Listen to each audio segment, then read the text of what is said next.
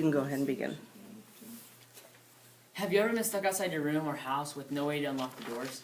I know I've had my fair share of times where this has happened to me. For instance, once I was dropped off at my house in the winter, and I thought my parents had left the door unlocked, as they usually do in the daytime. Little did I know that the door was locked and I had to wait outside in the cold. That's where learning to pick a lock would have came in handy. Learning to pick a lock is something we should all know so we don't get into bad situations, as mentioned before. Picking a lock requires a basic knowledge of the lock, a few supplies, as well as knowledge of strategies that need to be used to pick the lock. First, one must learn the basics of a lock and also gather supplies. I'll be using a 6-pin tumbler lock, and as you can see on your handout from the lockpick guide, a tumbler lock consists of 4 to 6 pins. It was originally created by the Egyptians 4,000 years ago, and it was made out of wood. And the pin's different lengths, so it makes it more difficult to solve. And to solve it, you're going to need to solve the pins while also rotating the lock itself. The info is gathered from Yale Lock, the founder of the modern version of the tumbler lock. After this, you'll need to gather a few supplies. First, you will obviously need a tumbler lock to pick, and I have one here. It's a clear one that shows you all the pins so you can see. And next, you will need a tension wrench, which looks like this. It is used to rotate the lock as a key would. Next, you will need a pick or a rake, and they're used for different purposes. They're both very simple tools to use, but there's a variance of other tools you can use. You might also need WD-40 if the lock is rusted or damaged, but I already put the WD-40 in before this. It's good.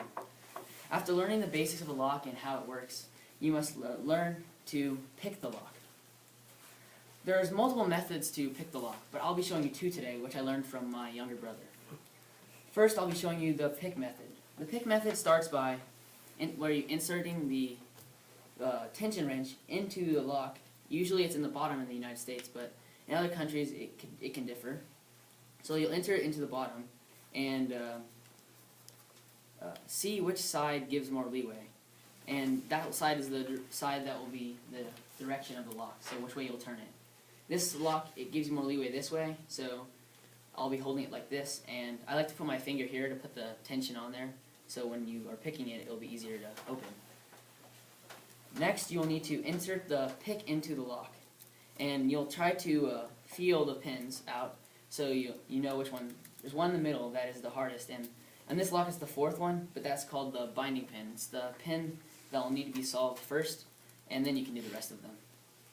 After this, you'll need to solve the binding pin and then do the rest of them. The binding pin is pretty difficult on this one, but I figured out that it's easy if you kind of go over the binding pin and under, and then you should be able to pick it like that.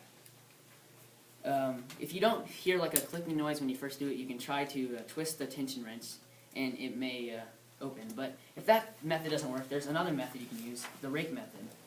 The rake method starts by doing the same thing, entering the tension wrench into the lock, seeing which way the leeway, which side gives more leeway, so you can know the direction of the lock, then putting tension on it, as mentioned before, and then inserting the rake into the lock like this.